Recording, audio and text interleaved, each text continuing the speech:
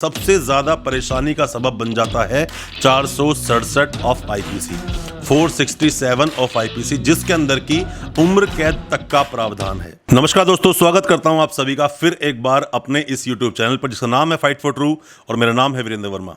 दोस्तों, मैं आपको बता दूं कि हम लोग प्रैक्टिकल वीडियोस लेकर आते हैं, प्रैक्टिकल जो चलता है आपकी लाइफ में, क्योंकि मैं आपको सेक्शंस बताऊं, मैं आपको अनुच्छेद बताऊं, मैं आपको धाराएं बताऊं, वो आपको समझ नहीं आएगी। बट आपकी लाइफ में प्रैक्टिकली क्या चलता है मैं आपको वो बताऊं तो आपको बिल्कुल समझ आएगा। और हमारी इस वीडियो से कई लोगों ने अपने लाइफ में अपने केसेस में हेल्प ली है, हमारी भी, और साथ में जाना है बहुत कुछ कि अपने केस को कैसे वो हैंडल करेंगे। आज अपने इस वीडियो में हम बात करेंगे चीटिंग और फॉर्जरी के मामलों में। अगर आपके ऊपर कोई एफआईआर दर्ज हो गई है चीटिंग या फॉर्जरी के मामले में, अब वो कैसी कैसी हो सकती हैं। दोस्तों, इसके जो प्रकार हैं वो तो अनेकों हैं, बट कुछ आप ये समझ लीजिए कि कहीं पर भी आपने कोई फॉर्ज डॉक्यूमेंट साइन कर दिया, मतलब कि मान लीजिए कि साइनिंग अथॉरिटी कोई और था, आपने साइन कर दिया, चीटिंग फॉर्जरी में आ गया। डॉक्यूमेंट्स कोई है, डॉक्यूमेंट किसी से आपने लिए जो फर्जी डॉक्यूमेंट्स हैं, आपको पता है गलत है, बट आपने कहीं यूज कर लिया, वो भी फॉर्जरी और चीटिंग में आ गया। या फिर आप मान लीजिए कि आपने किससे पैसा लिया नौकरी लगवाने के लिए, नौकरी नहीं लगवाई, वो चीटिंग में आ गया। मतलब जिस भी तरह से डॉक्यूमेंट को फॉर्ज किया जाए, मतलब डॉक्यूमेंट की अथॉरिटी आपके पास नहीं है या फिर वो जेन्युइन डॉक्यूमेंट नहीं है बट आपने जेन्युइन बना के उन्हें यूज कर दिया, तो फॉर्जरी में आ जाएगा। और चीटिंग का मतलब कि आपने किसी के साथ में उसको फूल बनाया है, उस साथ में ठगी की है, वो सब चीटिंग में आ जाएगा। अब थोड़ा समझेंगे कि कौन कौन सेक्शंस लगाए जाते हैं, कितनी सजा होती है, कैसे आप उस केस से निकलेंगे। इन सबको जानने के लिए दोस्तों बने रहिए हमारे इस वीडियो के साथ।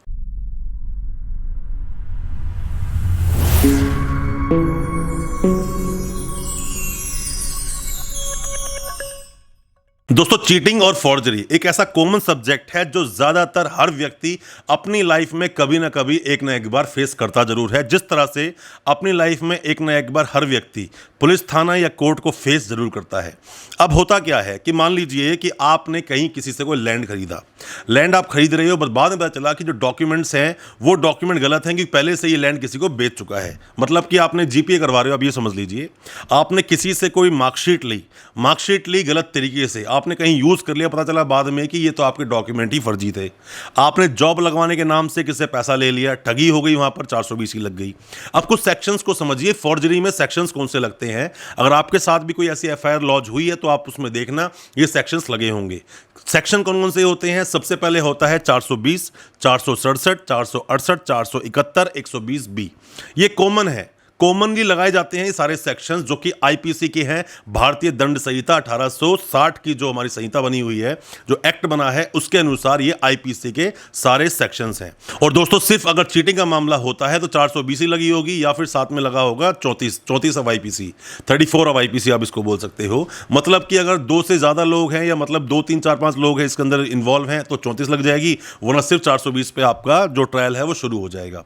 दोस्तों, हमारे इस चैनल का मेन मोटो और मेन उद्देश्य सिर्फ यही है कि आप लोगों में से ज़्यादा लोगों को हम कानून का जानकार बना सकें। लीगल अवेयरनेस के हम वीडियो बनाते हैं, अपने संविधान पर बात करते हैं, आपके कानूनी अधिकार क्या क्या हैं वो बताते हैं, और भी बहुत कुछ।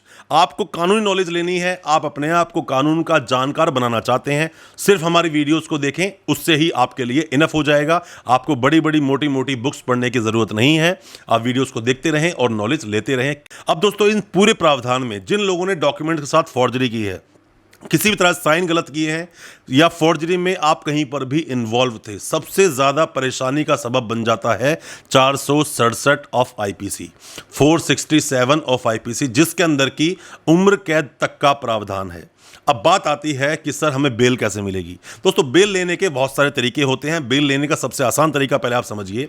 मैंने अक्सर देखा है जो वकील साहब जो बेल लगाते हैं तो उसके अंदर नॉर्मल से ग्राउंड्स टाइप करके लगा देते हैं कि भाई उसके घर में कोई फैमिली मेंबर प्रॉब्लम है, कोई मेडिकली डिजीज से मतलब बहुत ज़्यादा सफ़र कर रहा है, अभी कोरोना चल रहा है। अभी तो आपने देखा हो तो हाई पावर कमेटी का, एचपीसी का एक रेगुलेशन आया है जिसके अनुसार जेल से लोगों को छोड़ा जा रहा है, बट उसकी भी आधी अधूरी ज्ञान की वजह से ही आपकी बेल सक्सेस नहीं हो पा रही है।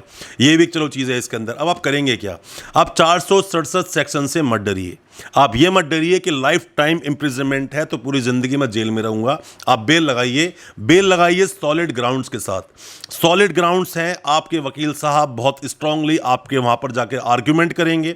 दोस्तों, बिना आर्ग्यूमेंट बेल नहीं मिलती है। आप सोचो बस मैं खड़ा हो जाऊँ, या फिर आपके ग्राउंड्स पहले ही बहुत सारे बन चुके हैं, सिर्फ बेल लगाई, बोला कुछ भी नहीं, 2-4 वर्ड बोले, बेल हो गई, वो एक अलग चीज़ है। बट मैं आपको बता दूं, आप जल्दी बेल लेना चाहते हो 15 दिन में, 20 दिन में, महीने, 1.5 महीने के अंदर, 2 महीने के अंदर, आर्ग्यूमेंट तो करने पड़ेंगे। आपके वकील साहब आर्ग्यूमेंट करेंगे तो ही आपको बेल मिलेगी, ऐसे आपको बेल मिलने वाली नहीं है। और आपको इतना भी पता हो, आपको ये पता होना चाहिए कि आपके वकील साहब को आपके केस के बारे में कितनी नॉलेज है, कितना उन्होंने स्टडी किया है, उनको प्रीवियसली कितना ज्ञान है उन चीज़ों के लिए, उसको बात आपको छोड़ दो। सभी वकील साहब पढ़ के आते हैं, सब वकील साहब ने सेम कानून की स्टडी की होती है, बस उन लोग का बोलने का लहजा, उनका प्रेजेंट करने का केस क्या मैनर है और किस तरह से वो आर्ग्यूमेंट करते हैं, वो एक चीज़ अलग ज़रूर हो सकती है। बट आपके वकील साहब ने कितने स्टडी करी है, इतना आपको पता होना चाहिए। क्योंकि हमारे देश में ज़्यादातर लोग तो जेल में इसलिए पड़े हैं कि उन लोगों को कानून का ज्ञान ही नहीं है, उनके परिवार को पता ही नहीं है बेल होगी कैसे, या बेल कैसे कराई जा सकती है, क्या तरीके हैं। बस वो लग जाते हैं, बेल चाहिए, बेल चाहिए, बेल चाहिए। कुछ चीज़ों के अंदर, कुछ केसेस के अंदर बेल होगी ही नहीं आपकी जब तक ट्रायल शुरू नहीं होगा, मतलब जब तक एविडेंस पर नहीं आएगी। बट फिर भी लगातार वो बेल लगाते रहते हैं, किसी तरह से छूट जाए, और अपना बहुत सारा पैसा बर्बाद कर लेते हैं। चीटिंग फॉर्जरी के अंदर मैं आपको बता दूं दोस्तों, ये सारा मुकदमा है कुछ एविडेंसेस का, ये सारा मुकदमा है पेपर्स का।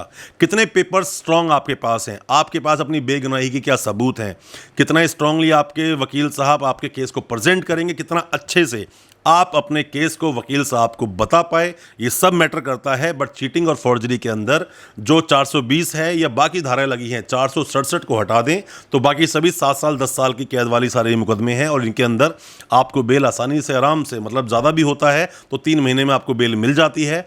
पर दोस्तों, ऐसा नहीं है कि सभी केसेस में मिल जाती है, कुछ केसेस होते हैं, और आपके केस को कितना अच्छे से प्रेजेंट किया गया वो भी डिपेंड करता है। तो मैं उम्मीद करता हूँ 420 का मुकदमा, जितने भी चीटिंग फॉर्जरी के मुकदमे आते हैं जिसके बारे में थोड़ा मैंने आपको बताया है, बाकी तो केस वाइज केस डिस्कशन हम तब करेंगे जब आप लोग अपने केस को हमें बताएंगे, उस केस को स्टडी करेंगे, उस केस के बारे में डिस्कशन करेंगे अपने चैनल पे आकर, और फिर आप और ज़्यादा नॉलेज ले पाएंगे उस केस के बारे में। दोस्तों, बेल लेना आपका अधिकार है, क्योंकि बेल देने का मतलब ये नहीं होता कि उसको छोड़ दिया गया परमानेंटली। मतलब होता है कि अब उसका ट्रायल चलेगा, और जब पता चलेगा कि वो जो आदमी है, वो एक्यूज जो है, वो सामने जाकर कन्विक्टेड होगा कि नहीं होगा, या उसको बरी कर दिया जाएगा, वो ट्रायल का विषय है। क्योंकि जब तक किसी का दोष सिद्ध ना हो जाए तब तक वह जो व्यक्ति है वो इनोसेंट होता है। हम उसको किसी भी तरह से कन्विक्टेड नहीं बोल सकते हैं कि उसने अपराध किया है, ये बोलना गलत होगा। दोस्तों, आपको अच्छा लगा आज का वीडियो, हमारी वीडियो को लाइक कर दें, साथ में चैनल को सब्सक्राइब जरूर कर लें, और हमारी वीडियो को ज्यादा से ज्यादा अपने दोस्तों, परिजन, परिवार में शेयर करें, ताकि वो भी अपने आप को लीगल, कानूनी जानकारी से अवेयर कर सके, अपने आप को जानकार बना सकें क्या कुछ चल रहा है हमारे देश दुनिया के कानून में। बहुत बहुत शुक्रिया दोस्त, धन्यवाद हमारी वीडियो के साथ बने रहने के लिए।